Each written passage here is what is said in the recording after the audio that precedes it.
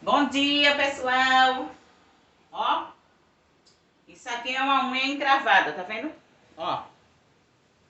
Mas como ele é muito bravo, aí eu faço um sedativozinho só pra ele relaxar pra cortar a unha. Já cortei essa outra aqui, ó. Tá vendo? Ó, como tava. Ó. Aí a gente vem aqui, né? Dá uma cortadinha pra aliviar esse pobre. Ó.